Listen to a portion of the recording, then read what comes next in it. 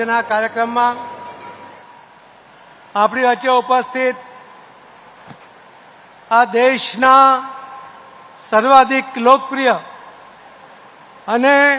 જેમને વિશ્વમાં પણ જેમના શબ્દોનું વજન પડે છે એવા આપણા માનનીય પ્રધાનમંત્રી શ્રી નરેન્દ્રભાઈ મોદી સાહેબ, ગુજરાત રાજ્યના આદરણીય મુખ્યમંત્રી શ્રી ભૂપેન્દ્રભાઈ પટેલજી, રાજ્ય સરકારના સૌ મંત્રીશ્રીઓ, સૌ ધારાસભ્યશ્રીઓ, સૌ સાંસદશ્રીઓ અને ડાયસ પર બેઠેલા સૌ આગેવાનો અને આજના કાર્યક્રમમાં અહીં ઉપસ્થિત સર્વે લાભાર્થીઓ અને માનનીય પ્રધાનમંત્રી મોદી સાહેબને સમર્થન આપવા માટે, આપની લાગણી બતાવવા માટે આવેલા સૌ આમંત્રિત ભાઈઓ અને બહેનો, આપ સૌને વંદન કરું છું. કુદરતની ભૂલોને કારણે, જે માનવ શરીરમાં રહી ગયેલી ખામીઓને કારણે મજબૂરી અનુભવતા અનેક લાભાર્થીઓને કે જે પોતાના કુટુંબ ઉપર ભારણ ન બને એના માટે આખા કુટુંબને આ યોજના દ્વારા એમને મફતમાં અનાજ આપવા માટેના આ કાર્યક્રમમાં જેમણે આ કાર્યક્રમ ઘડ્યો છે, જેમને આપની સૌની ચિંતા છે એવા પ્રધાનમંત્રી મોદી સાહેબનો હું સૌથી પહેલા આભાર માનું છું કે પહેલા એમણે આપને એક નામ આપ્યું છે દિવ્યાંગ ભાઈ બહેનોને,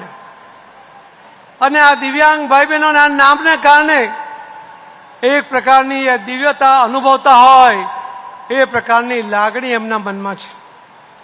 પણ ફક્ત નામ નથી આપ્યું, ફક્ત અનાજ આપવાની ચિંતા નથી કરી, પરંતુ એમનું જીવન સુલભ બને, એ આર્થિક ઉપાર્જન માટે સક્ષમ બને એવા સફળતાપૂર્વકના અનેક પ્રયત્નો માનનીય પ્રધાનમંત્રી શ્રી નરેન્દ્રભાઈ મોદી સાહેબે કર્યા છે. તમને જે તમારા જીવન માટે જરૂરી છે એવા સાધનો ઉપલબ્ધ થાય, એ પણ સારી ક્વોલિટીના હોય, એની ચિંતા માનનીય પ્રધાનમંત્રી મોદી સાહેબે પોતે પણ કરી છે. આખા દેશનો આવા દિવ્યાંગ ભાઈ બહેનોને સાધનો આપવા માટેનો પહેલો કાર્યક્રમ એમણે ગુજરાતમાં નવસારીમાં કર્યો, અને ત્યાર પછી લગભગ 2,49,00,000 જેટલા 2014માં જે દિવ્યાંગ ભાઈ બહેનો હતા એ દરેકને એમની જરૂરિયાતના સાધનો સારી ક્વોલિટી સાથે આપવાનું કામ પણ માનનીય પ્રધાનમંત્રી નરેન્દ્રભાઈ મોદી સાહેબે કર્યું છે. તમને જીવનમાં સરળતા રહે એટલા માટે સરકારી નોકરીમાં પણ જે 3% રિઝર્વેશન હતું એને 4% કરવાનું કામ પણ માનનીય પ્રધાનમંત્રી મોદી સાહેબે કર્યું. ઉચ્ચ શિક્ષણ માટે પણ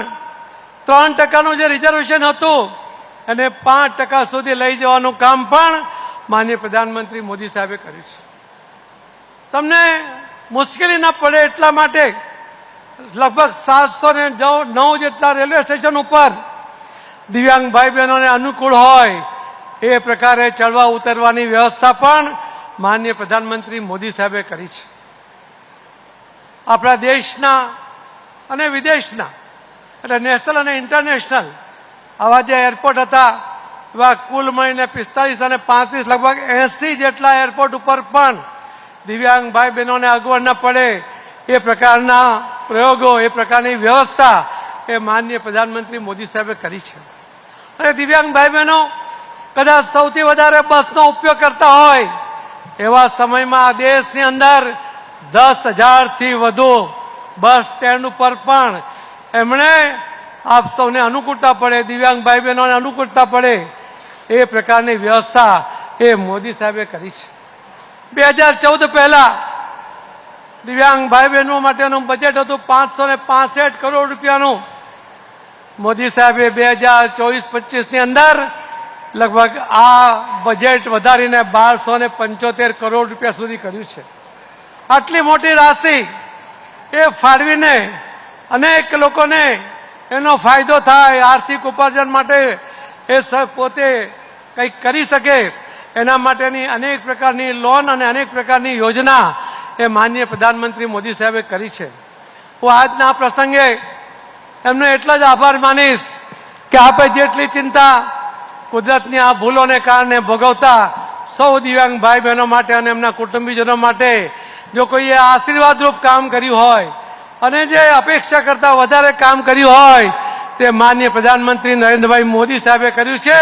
એટલે આપ સૌના વતી હું એમનો ખૂબ ખૂબ આભાર વ્યક્ત કરું છું અને આપ સૌને પણ ખૂબ ખૂબ અભિનંદન આપું છું.